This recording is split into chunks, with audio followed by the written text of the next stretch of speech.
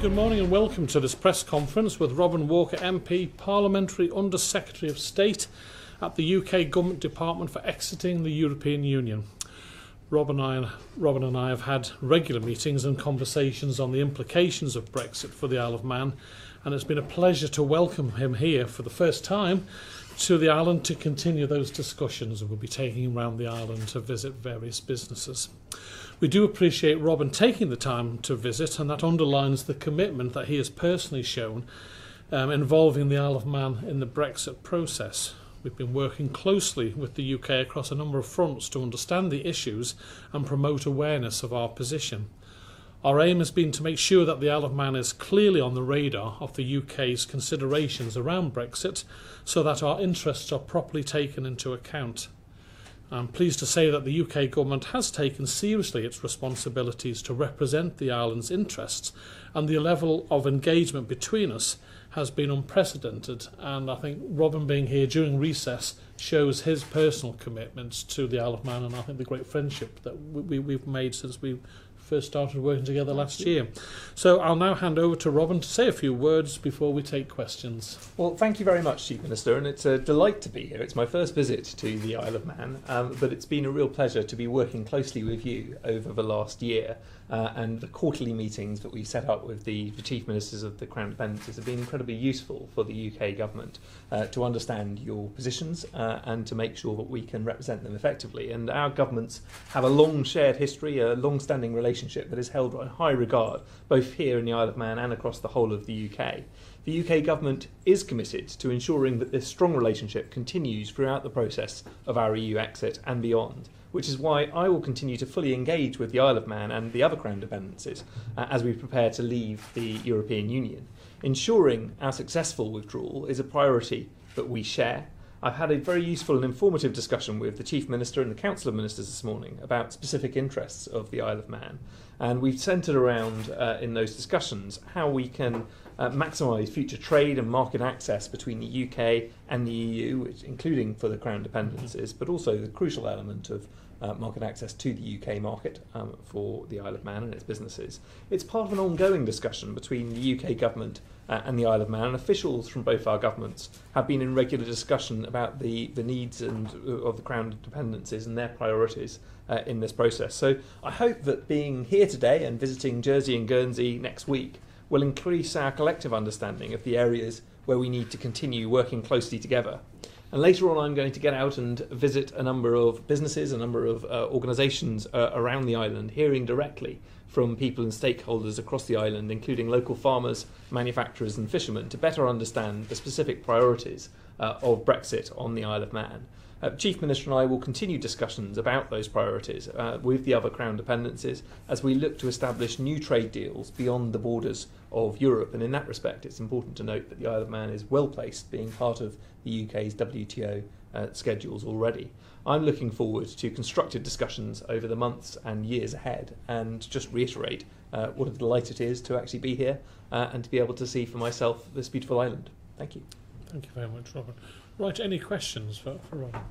Adrian from Isle of Man newspaper. Hi there. Is there a real risk that the island can be collateral damage out of the Brexit negotiations? I'm thinking that there are certain misconceptions about how offshore finance centres operate, and is there a real risk that the European jurisdiction, as part of the Brexit negotiations, will demand changes to our tax structures and the like, as part of a deal? Well, I think it's important to recognise that a lot of the progress that has been made within the Isle of Man and other Crown Dependencies with regard to transparency, with regard to disclosures, and making sure that actually these are respected international jurisdictions. And I recognise that the financial services sector is very important to each of the Crown Dependencies, but here in the Isle of Man it's played a significant role in a diversified economy. It's one that already trades very successfully globally and has established a good reputation in doing so. And certainly while the UK remains a member of the European Union, we will be absolutely continuing to make the case for each of the Crown Dependencies, including the Isle of Man, and why they should not be blacklisted, because they're doing the right things and taking the right approach. Clearly, after we have left the European Union, we won't have a seat at the table in the same way, but we will still have a strong partnership and a strong relationship with the European Union, which will give us and the Isle of Man the opportunity to make that case. So we see the opportunities in this process of establishing a strong partnership, maintaining access to financial services.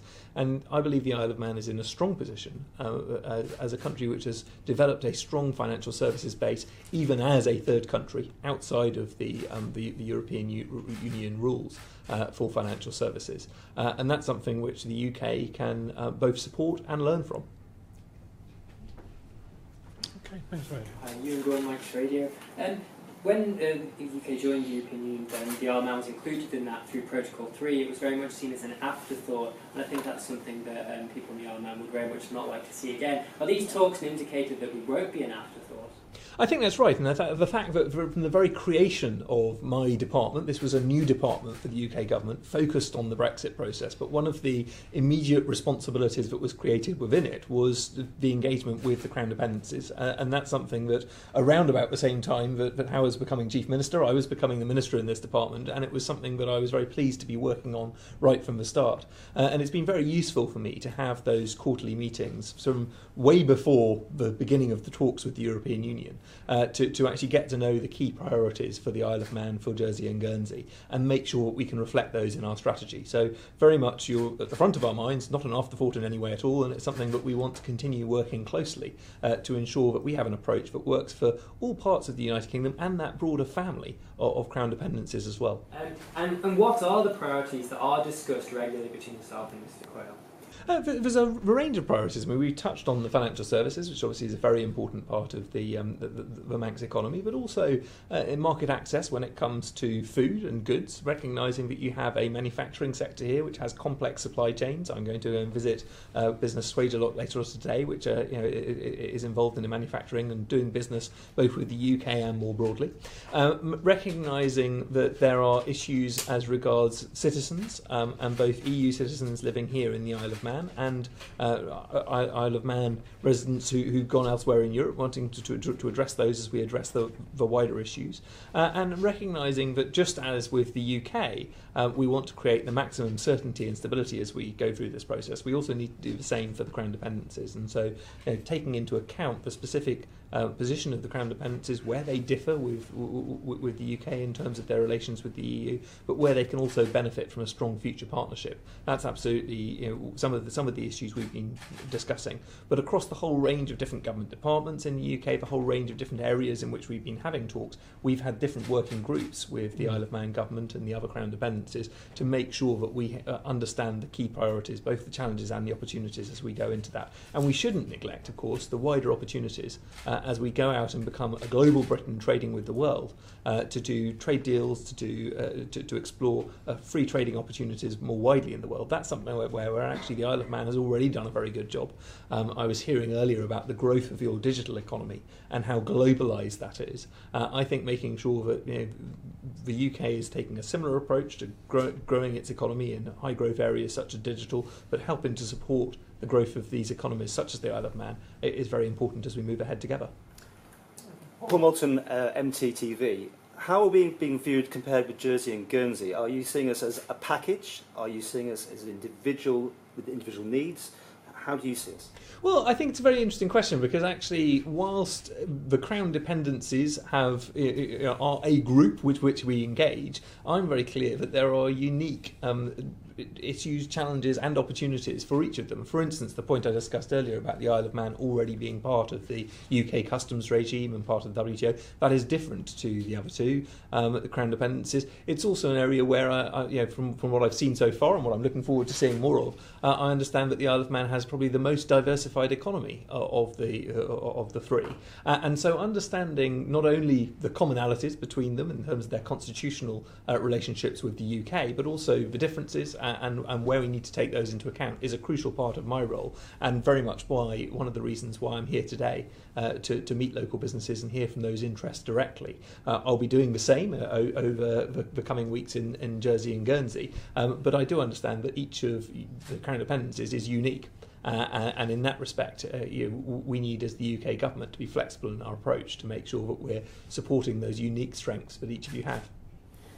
Is it very difficult speaking to the Crown Dependencies individually, since we don't actually know what the final results will be come Brexit movement? Well, I think this is something which is a challenge for the whole process, obviously. This is a negotiation, and so we need things to be agreed through the negotiation, and we need to get into the detail of the future relationship between the UK and the EU in order to understand the endpoints. But it is also a process where understanding the key issues from every constituent part, whether it's different sectors of the UK economy, different regions of the UK, or the individual Crown Dependencies, is a crucial part of our work. And my work as a UK Minister is to take all of those views on board, make sure that we can represent them properly in the talks, and take the opportunities through this process to actually give us a stronger economy in every part, as I say, not only of the UK, but also that broader family in terms of the Crown Dependencies. So I see this as both a challenge and an opportunity. And I think one of the interesting things to me has been looking at the House of Commons and House of Lords reports. When they've looked into engagement through this process, they've actually said that this is an example, a model for UK government engagement with the Crown Dependencies in other areas. And so if we can do that, we can provide that model and show that the UK government can listen and will respond to the key concerns of the Crown Dependencies. I think that's good for the future relationship between us over the longer term, as well as during this process.